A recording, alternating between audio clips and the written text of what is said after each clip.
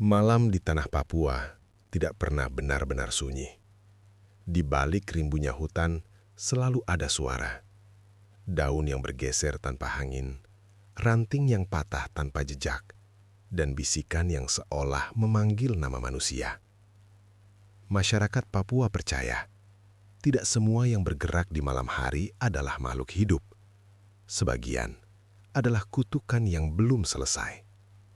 Dan di antara semua kisah gelap itu, nama Suwangi adalah yang paling ditakuti. Suwangi bukan sekedar makhluk, ia adalah manusia yang memilih jalan terlarang. Pada zaman dahulu, jauh sebelum dunia luar mengenal Papua, hidup sebuah kampung kecil yang tenang. Mereka hidup berdampingan dengan alam, menghormati hutan, gunung, dan roh leluhur. Di kampung itu, adat adalah hukum tertinggi. Setiap larangan bukan tanpa alasan, karena para leluhur percaya, alam selalu membalas apa yang dilanggar manusia. Para tetua adat sering memperingatkan satu hal, jangan pernah menyentuh ilmu hitam. Ilmu yang tidak memberi kehidupan, tetapi mencuri kehidupan orang lain. Ilmu itu adalah jalan menuju Suwangi. Suwangi dipercaya berasal dari manusia yang hatinya dipenuhi iri, dendam, dan keserakahan. Mereka yang ingin kekuatan instan, tanpa peduli harga yang harus dibayar. Pada awalnya mereka terlihat biasa saja, tetangga yang ramah, kerabat yang dikenal sejak kecil. Namun di balik senyuman itu, mereka mulai mendatangi hutan di malam hari, sendiri, diam-diam. Di tempat yang tidak tersentuh cahaya, mereka melakukan ritual terlarang. Mantra-mantra kuno dibisikkan, persembahan darah diteteskan ke tanah. Dan di saat itulah, mereka tidak lagi sepenuhnya manusia. Konon saat ritual mencapai puncaknya, roh jahat akan datang. Roh yang lapar akan jiwa manusia. Perjanjian pun dibuat. Sebagai imbalan kekuatan, pelaku harus menyerahkan sebagian jiwanya. Dan sejak itu, ia mampu meninggalkan tubuhnya saat malam tiba.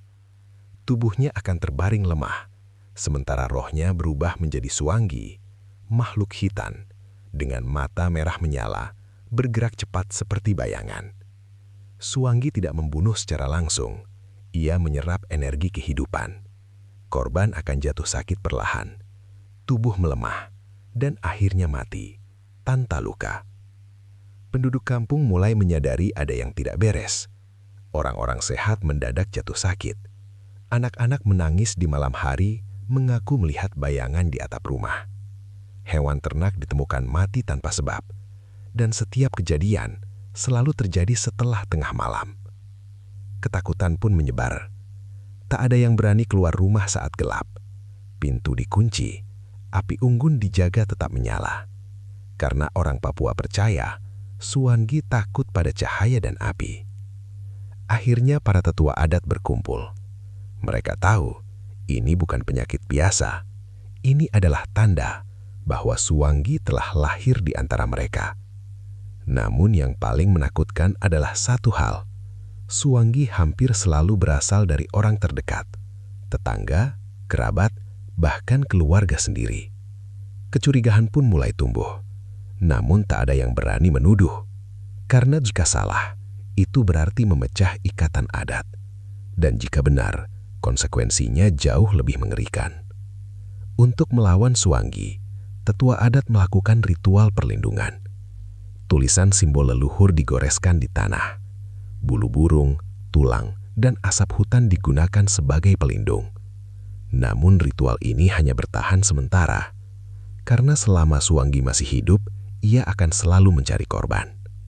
Konon satu-satunya cara menghentikannya adalah menemukan tubuh aslinya saat rohnya sedang berliaran.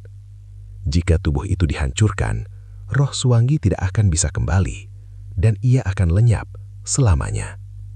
Namun mencari tubuh Suwangi sama seperti mencari jarum di kegelapan hutan. Ada kisah lama yang mengatakan, suatu malam, seorang tetua adat berhasil mengikuti Suwangi. Ia melihat makhluk itu terbang rendah di atas pepohonan, bergerak tanpa suara. Saat fajar hampir tiba, Suwanggi menghilang. Dan di sebuah rumah terpencil, seorang pria ditemukan terbaring lemah. Sebelum sempat bertindak, pria itu membuka mata dan tersenyum. Sejak saat itu, tetua adat tidak pernah terlihat lagi.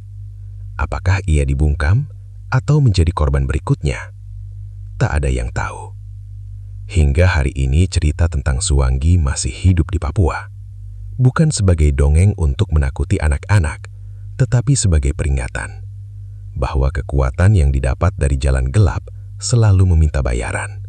Dan bayaran itu bukan hanya untuk pelakunya, tetapi juga orang-orang tak bersalah di sekitarnya.